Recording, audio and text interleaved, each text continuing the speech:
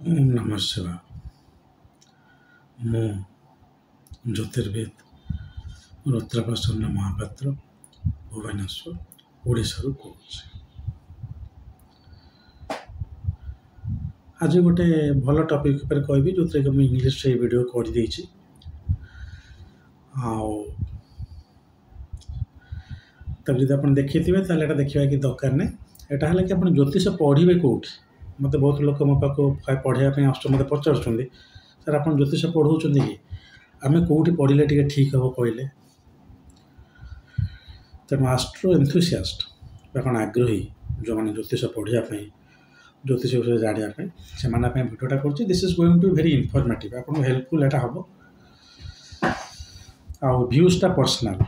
ମୁଁ ଯେଉଁ ଇନଷ୍ଟିଟ୍ୟୁସନ୍ ବା ନାଁ ଫାଁ କହୁଛି ସେଇଟା ଆପଣ କହିବେନି ଯେ ମୁଁ ପ୍ରମୋଟ୍ କରୁଛି। କେହି ମୋତେ ଟଙ୍କାଟେ ବି ଦେଉନାହାନ୍ତି, ନା ତାଙ୍କ ମ୍ୟାଗାଜିନ୍ରେ ମୋ ଫଟୋ ବାହାର କରୁଛନ୍ତି। ମୁଁ ଯେତିକି ମୋ ଅଭିଜ୍ଞତାରୁ କହୁଛି ଆପଣମାନଙ୍କର ହେଲ୍ପଫୁଲ୍ ନିମନ୍ତେ। ଯେଉଁ ଅସୁବିଧା ମୁଁ ଫେସ୍ କରିଛି, ବହୁତ ଖୋଜିକି ଜିନିଷଟା ପାଇଛି, ସେଟାକୁ ମୁଁ କିଛି କ୍ଷଣ ମଧ୍ୟରେ ଆପଣଙ୍କୁ ଖାଲି ପ୍ରେଜେଣ୍ଟ କରିଦେଉଛି।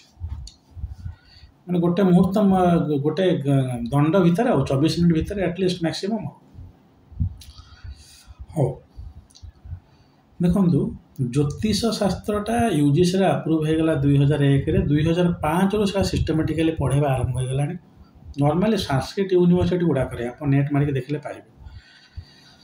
କିନ୍ତୁ ଯେକୌଣସି ଗୋଟେ ୟୁନିଭର୍ସିଟି ୟୁଜିସିରୁ ଆପ୍ରୁଭାଲ୍ ଆଣିକି ସେଟା ସେ ପଢ଼େଇ ପାରିବେ ଆଜ୍ ଆନ୍ ଇଣ୍ଡିପେଣ୍ଡେଣ୍ଟ କୋର୍ସ। ଯେମିତି ମେୱାର ୟୁନିଭର୍ସିଟିରେ ପଢ଼ା ହେଉଛି on the department of alternate therapy ନା ହେଲ୍ଥ ଭିତରେ। ପ୍ରଥମେ ଗୋଟେ ସବଜେକ୍ଟଟା ସାର୍ଟିଫିକେଟ୍ କୋର୍ସ ହୁଏ, ତାପରେ ସେଟା ଗୋଟେ ଡିପ୍ଲୋମା କୋର୍ସ। ସାର୍ଟିଫିକେଟ୍ ମାନେ 6 months, ଡିପ୍ଲୋମା ମାନେ 1 year, ଡିଗ୍ରୀ ମାନେ 2 year। ଗୋଟେ ପ୍ରଫେସନାଲ୍ ଡିଗ୍ରୀ ମୁଁ ପାଇଲି।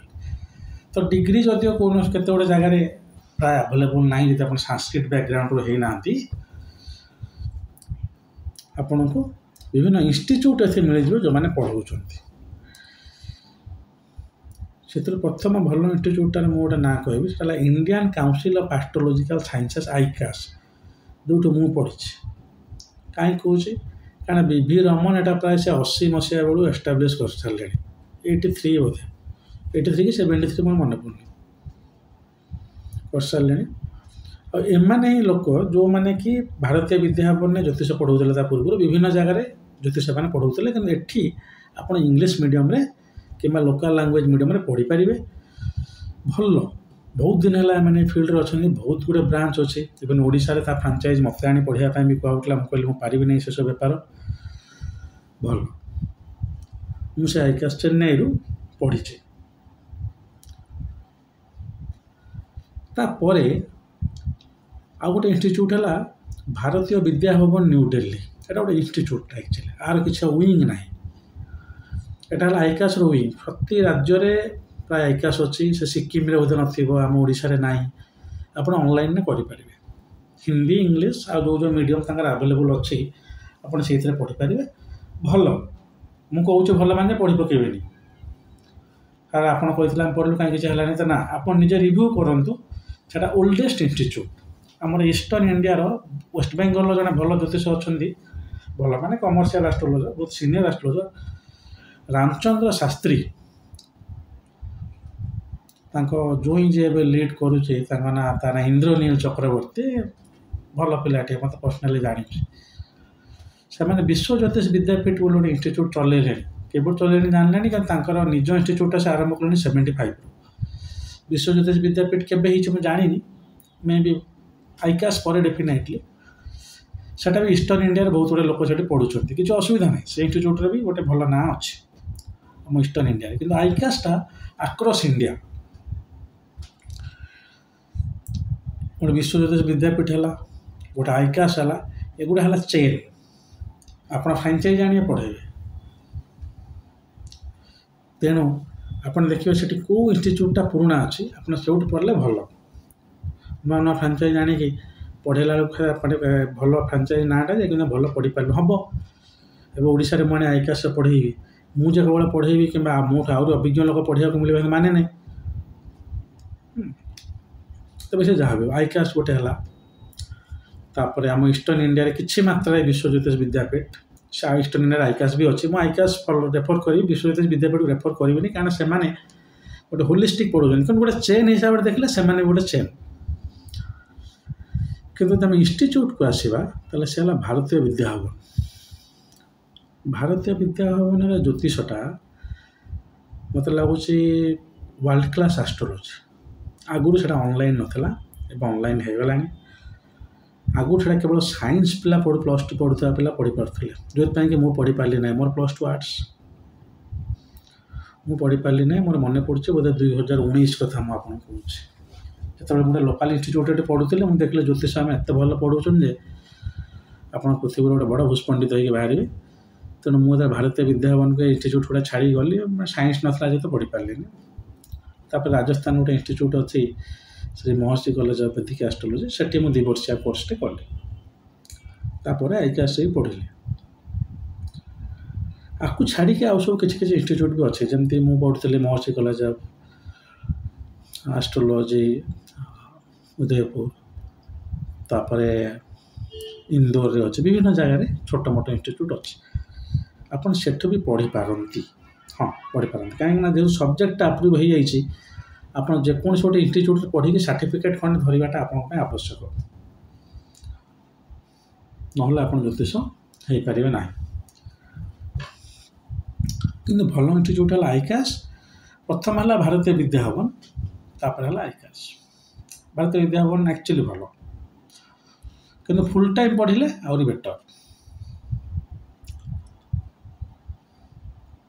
ମୁଁ ଯେଉଁ ଜ୍ୟୋତିଷ କହୁଛି ସେଟା ହେଲା ହିନ୍ଦୁ ଜ୍ୟୋତିଷ ବା ଆମର ଏଇ ଯେଉଁ ଇଣ୍ଡିଆନ୍ ଆଷ୍ଟ୍ରୋଲୋଜି। ଆପଣ ଯଦି ୱେଷ୍ଟର୍ଣ୍ଣ ଆଷ୍ଟ୍ରୋଲୋଜି ବିଷୟରେ ଜାଣିବାକୁ ଚାହୁଁଛନ୍ତି ତାହେଲେ ଆଉ ଅନ୍ୟାନ୍ୟ ସବୁ ଇନଷ୍ଟିଚ୍ୟୁଟ୍ ଅଛି।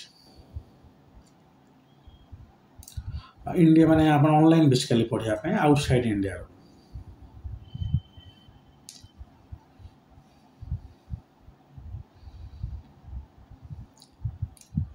ଆଉ ଗୋଟେ ଇନଷ୍ଟିଚ୍ୟୁଟ୍ ଅଛି ଯେଉଁଠିକି ମୁଁ ମେମ୍ବର ବି ଥିଲି, ଆଇଫାସ୍ ବୋଲି, all India astrologers federation, all India society federation for astrologer society ନା କ'ଣ ଏମିତି ଗୋଟେ ଆଇଫାସ୍, ସେ ବି ପଢ଼ଉଛନ୍ତି। ଆପଣ ସେଇ ଜାଗାରେ ପଢ଼ିବେ, ମାନେ ବେସିକ୍ ଜାଣିବା ପାଇଁ ଯେକୌଣସି ଇନଷ୍ଟିଚ୍ୟୁଟ୍ ନେଇପାରିବେ। ପର୍ସନାଲି ମୁଁ ଭାରତୀୟ ବିଦ୍ୟାଭବନ ହେଉ କିମ୍ବା ଯେକୌଣସି ଆଇକାସ୍ର ବ୍ରାଞ୍ଚ ହେଉ, ପୁରୁଣା ଟିକେ ହେଇଥିବ, ନୂଆ ନୂଆ ଫ୍ରାଞ୍ଚାଇଜ୍ ଆଣିଥିଲା ବେଲେ ହେବନି, ମୁଁ ରେକମେଣ୍ଡ କରିବି। କେତେ ବର୍ଷ ପଢ଼ିବେ? ଗୋଟେ ମିନିମମ୍ ବର୍ଷିକିଆ ଧରନ୍ତୁ। ଏମିତି ମୁଁ 2 ବର୍ଷିଆ କୋର୍ସଟିଏ କରିଛି ଜ୍ୟୋତିଷରେ, ଆପଣ ଗୋଟେ ମିନିମମ୍ ବର୍ଷିକିଆଟେ ଧରନ୍ତୁ। ସବୁ ଜାଗାରେ ଏମିତି ପଢ଼ାଯାଏ, ଗୋଟେ ବର୍ଷିକିଆ କୋର୍ସ, ଗୋଟେ 2 ବର୍ଷିଆ କୋର୍ସ। ଭୂଷଣ, ଆଚାର୍ଯ୍ୟ, ଋଷି, ମହର୍ଷି ନାଁ ଦିଆଯାଇଥାଏ। ଯେମିତି ମୁଁ କହିଲି ସାର୍ଟିଫିକେଟ୍ କୋର୍ସ, ଡିଗ୍ରୀ କୋର୍ସ, ସେଭଳିଆ ଗୋଟେ 1 ଇୟର୍ କୋର୍ସ ଆଉ 2 ଇୟର୍ସ କୋର୍ସ ପଢ଼ାଯାଏ। 6 ମନ୍ଥ କୋର୍ସ ବି ଅଛି, ବଟ୍ ବହୁତ କମ୍, ମୁଁ ରେକମେଣ୍ଡ କରିବି ନାହିଁ। 1 ଇୟର୍, 2 ଇୟର୍ସ। ଯଦି କିଏ ରିସର୍ଚ୍ଚ କରିବାକୁ ଚାହାନ୍ତି ଅଧିକ, ସେଟା ଗୋଟେ ଆଡ଼ିସନାଲ୍ 2 ଇୟର୍ସ କରିବେ। ମୁଁ ମହର୍ଷି କଲେଜ ବେଦିକ୍ ଆଷ୍ଟ୍ରୋଲୋଜି ଡାଇରେକ୍ଟ ରିସର୍ଚ୍ଚଟା ହିଁ କରୁଥିଲି। ତାପରେ ମେଡ଼ିକାଲ ଆଷ୍ଟ୍ରୋଲୋଜି ପାଇଁ ଲେଖିବା ପାଇଁ, ହଁ, ଯଦି ଆପଣ ଜ୍ୟୋତିଷ ଭଲ କି ଜାଣିଛନ୍ତି ତାହେଲେ ଭାରତୀୟ ବିଦ୍ୟାଭବନ ଭଳିଆ ଇନଷ୍ଟିଚ୍ୟୁଟ୍ରେ ଆପଣ ଡାଇରେକ୍ଟ ରିସର୍ଚ୍ଚ କରିପାରିବେ। 2 ଇୟର୍ସ କୋର୍ସ, ସେମାନେ ସେଥିପାଇଁ ଆପଣଙ୍କୁ ପଇସା ବି ଦେବେ। ଆପଣ ଏଣ୍ଟ୍ରାନ୍ସ କ୍ୱାଲିଫାଏ କରିପାରିବେ, ଯଦି ତାହେଲେ ଡାଇରେକ୍ଟ ସେଠି ରିସର୍ଚ୍ଚ ବି କରିପାରିବେ, ଗୋଟେ ବହି ବି ଲେଖିବେ। ଆପଣ ଗୋଟେ ମିନିମମ୍ 1 ଇୟର୍ କୋର୍ସ ଦରକାର, और मैक्सिमम तो मुझे कोई भी नहीं 1 इयर्स कोर्स दरकार 2 इयर्स कोर्स भी हेल्ले भल तापर आपनकर चॉइस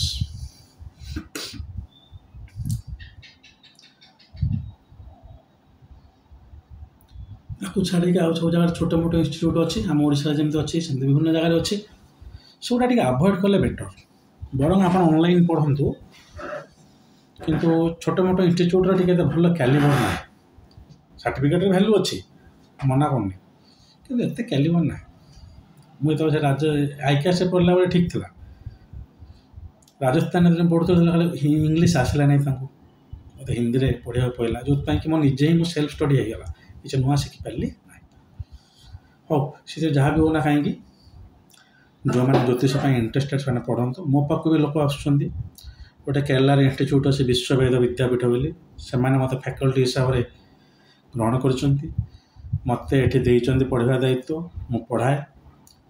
ଯଦି ସେମିତି କିଏ ପଇସା ଦେଲା ତାହେଲେ ସାର୍ଟିଫିକେଟ୍ ଆଣିକି ଦିଏ, ନାଇଁ ତ କିଛି ଅନ୍ୟ ଇନଷ୍ଟିଚ୍ୟୁଟ୍ ଯେଉଁଠି ମୁଁ ଆଫିଲିଏଟ୍ ଅଛି ତା ସାର୍ଟିଫିକେଟ୍ ଦିଏ।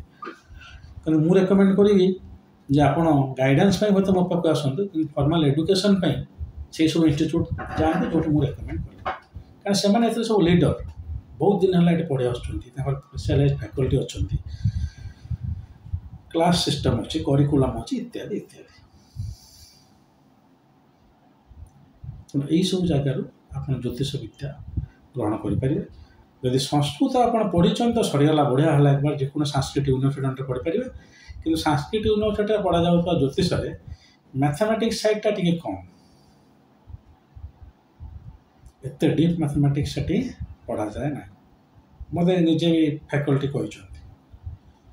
ତେଣୁ ସାଂସ୍କ୍ରିଟ୍ ୟୁନିଭର୍ସିଟିରେ ଯଦି ଆପଣ ପଢ଼ିଛନ୍ତି ବି ତା ସତ୍ତ୍ୱେ ବି ଆପଣ ଏଇ ପ୍ରଫେସନାଲ୍ ଇନଷ୍ଟିଚ୍ୟୁଟ୍ରୁ ଟିକେ କରିଦେବା ଭଲ। ଯେମିତିକି ଆପଣ ଗୋଟେ ୟୁନିଭର୍ସିଟିରେ MBA କରିବେ ଆଉ IIMରୁ MBA କରିବେ, ତା ଭିତରେ ଡିଫରେନ୍ସ ଅଛି। ସେଗୁଡ଼ା ସାଂସ୍କ୍ରିଟ୍ ୟୁନିଭର୍ସିଟିରୁ ଆପଣ ଜ୍ୟୋତିଷ ପଢ଼ିବେ, ତାପରେ ସ୍ପେଶାଲାଇଜ୍ ଜ୍ୟୋତିଷ ଇନଷ୍ଟିଚ୍ୟୁଟ୍ରୁ ପଢ଼ିବେ, ତା ଭିତରେ ଡିଫରେନ୍ସ ଅଛି। ତ ମୁଁ ଯେଉଁଟା କହିଲି ସେଇଟା ସ୍ପେଶାଲାଇଜ୍ ଜ୍ୟୋତିଷ ଇନଷ୍ଟିଚ୍ୟୁଟ୍ସ। ହଉ, ଆପଣଙ୍କ ନଜରରେ ଯଦି ସେମିତି ଭଲ ଇନଷ୍ଟିଚ୍ୟୁଟ୍ କିଏ ଅଛି ତାକୁ କମେଣ୍ଟ ମାଧ୍ୟମରେ ଜଣାନ୍ତୁ। ଖରାପ ଇନଷ୍ଟିଚ୍ୟୁଟ୍ ବି ଯଦି କିଏ ଅଛି ତାକୁ ବି କମେଣ୍ଟ ମାଧ୍ୟମରେ ଜଣାନ୍ତୁ, ସୋ ଦ୍ୟାଟ୍ ଅନ୍ୟ ଲୋକ ସେଠି ପଢ଼ିବାକୁ ଯିବେନି। ଯେଉଁଟା ଆପଣଙ୍କର ମୋ କ୍ଷେତ୍ରରେ ବି କିଛି ଆରମ୍ଭରୁ ଘଟିଥିଲା, ତାପରେ ମୁଁ ଅନ୍ୟ ଇନଷ୍ଟିଚ୍ୟୁଟ୍ କଲି। କିନ୍ତୁ କିଛି ପର୍ସନାଲ୍ ରେକମେଣ୍ଡ କରନ୍ତୁ ନାହିଁ। ଆଉ ମୁଁ ଯେଉଁଟା କହିଲି ଆପଣମାନଙ୍କର ଚଏସ୍, ଆପଣ ସେଇଠି ପଢ଼ନ୍ତୁ ଏବଂ ତାପରେ ଜ୍ୟୋତିଷଟା ଶିଖନ୍ତୁ। ଜ୍ୟୋତିଷରେ ଆଡିକ୍ୟୁଏଟ୍ ରିସର୍ଚ୍ଚ କରନ୍ତୁ।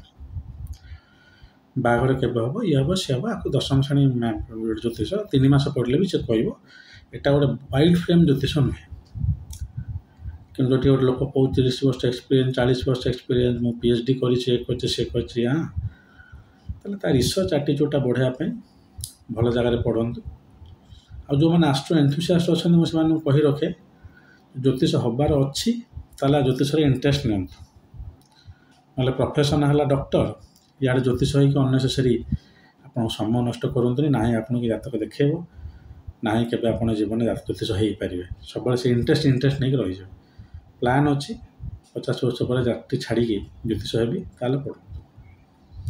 ମୋର ସର୍ବଶେଷରେ ଗୋଟିଏ ରେକମେଣ୍ଡେସନ୍, ଯେଉଁ ଇନଷ୍ଟିଚ୍ୟୁଟ୍ରେ ପଢ଼ନ୍ତୁ ସ୍ୱାଧ୍ୟାୟ ବହୁତ ଦରକାର। ମୋ ଗୁରୁ ସେୟା କହନ୍ତି, ସ୍ୱାଧ୍ୟାୟ ବହୁତ ଦରକାର। ନିଜେ ପଢ଼, ଗୋଟେ କ୍ଲାସ୍ ୱିକଲି ହେବ, ବାକି 7 ଦିନ ନିଜେ ପଢ଼।